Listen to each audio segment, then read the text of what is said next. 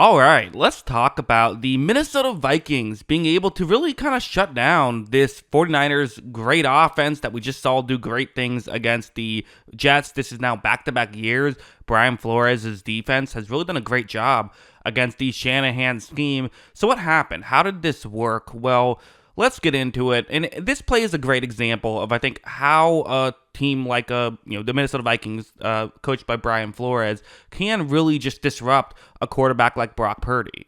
You see how the Vikings are lined up on this play. They're lined up as though it's man coverage, and you see where each five of those players would be covering, right? You see who they'd be covering. So if that's Deebo Samuel's route, well, that's not a bad route to look at, right? It'd be past the first down marker. It's Deebo Samuel. Sure, makes sense to me. However, watch that Minnesota player right there, the guy that we're expecting to be covering the running back on this play. Purdy takes a snap, looks over towards Samuel, but the linebacker steps up and is kind of taking that away. He is not covering the running back, which is something that Flores will do, is he'll have guys line up as though they're going to be doing one thing, but doing something different. And a great example I think of was in the Super Bowl against the Rams and Jared Goff. If you remember, Brian Flores was calling plays in that game. People forget about that. Everyone gives Belichick the credit, but Flores was not officially defensive coordinator, but essentially defensive coordinator in everything but name.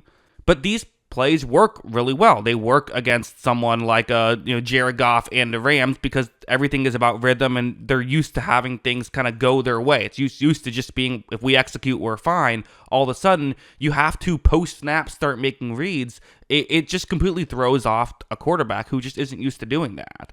This next play, I think, is maybe the best example of it, and it's going to be a positive play for San Francisco, but it just goes to show what you have to do to make these types of plays work. It's a 3rd down and 6, and you have Kittle's route over the middle against man coverage. Okay, simple enough. Well, there's going to be a couple things to note here.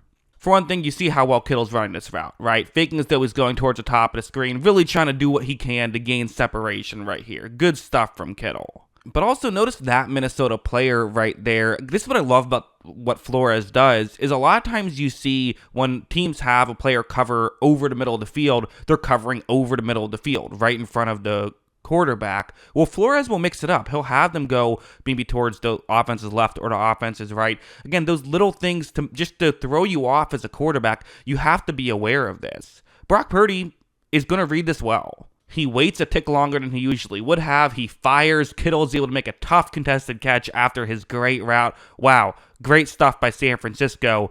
But at the same time, this just goes to show how difficult it is to move the ball on this team. I mean, you have to do so much right to make this work. You just can't do it consistently. And that's essentially what Flores is relying on. Mistakes are going to happen, and they did. Like a play like this on a 4th down and goal, the 49ers are going for it. I like the call. I'm always in favor of, if you're on your opponent's 2-yard line, going for it on 4th and goal, except if there's like an extreme scenario, like you're up 7 late in the game or something like that. But it's lined up to be man coverage across the board, and no matter what Flores is calling on this one, a quick throw right there to Juwan Jennings could work, right? That's going to be a one-on-one matchup. Like that, would be a one-on-one matchup. No one can step over and make something happen there.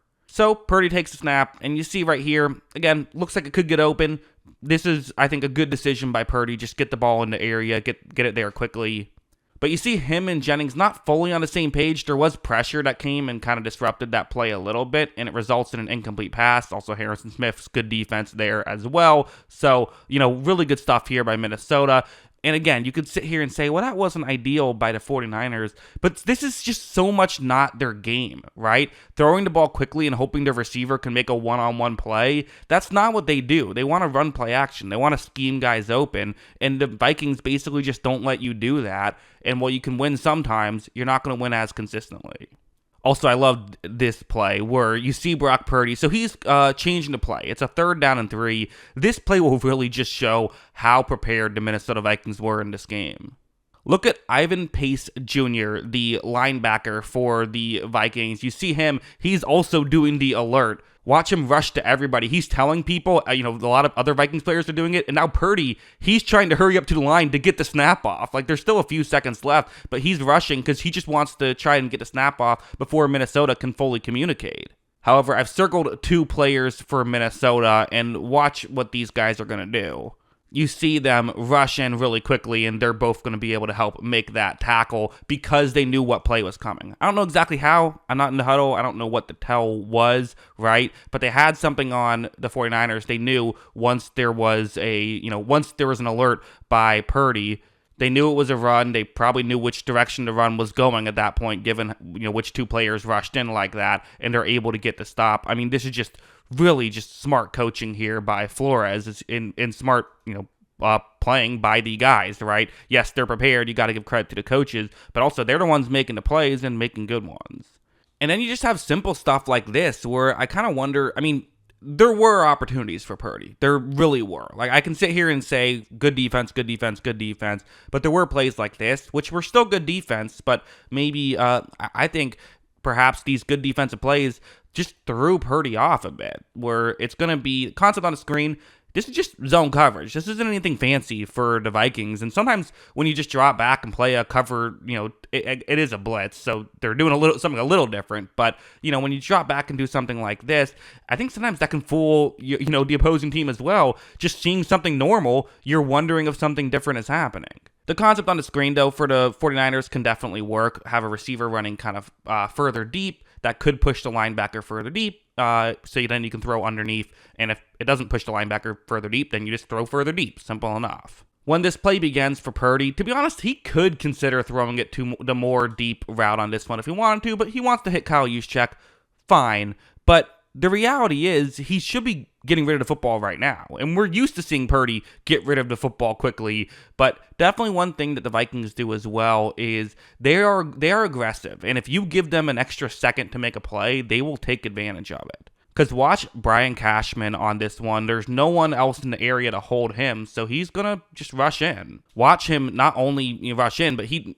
almost gets the interception. But due to the disruption, ball gets bobbled up and eventually does get intercepted. So, really good stuff here by, Cashman. Also, hey, Josh Metellus able to get the interception. Good job by him. But this is one that definitely Purdy would like to have back. If he got rid of it earlier, he probably would have had a completion. But again, he's holding onto the ball a little bit longer because he's just trying to make sure that the play actually is working. But once you do that, now all of a sudden it isn't. And also, this play wasn't great when he just simply lost control of the football when he was throwing it, which resulted in they ruled out a fumble. Would have been an interception either way. It never hit the ground. So, yeah, not ideal from Purdy. It's a really good matchup by the 49ers, by the Vikings against the 49ers. I don't know. I'm not worried about the 49ers. We've seen this before, but it does kind of go to show when you play a team like the 49ers or the Lions, right, the Rams, what you want to do is you want to play aggressive. You want to blitz. You want to try and fool them. They're trying to fool you. You have to make an effort to try and fool them. You can't just sit back and try and play your coverage and try to not get fooled because then you're just a sitting duck, and that's what the Vikings did, and that's why they won this game. So, yeah, good stuff by them. I'm not overly concerned by the 49ers, but definitely a disappointing loss by them. But, yeah, that's what I think. What do you think? Let me know in the comments below. Always love hearing from y'all. And of course, as always, thanks for watching.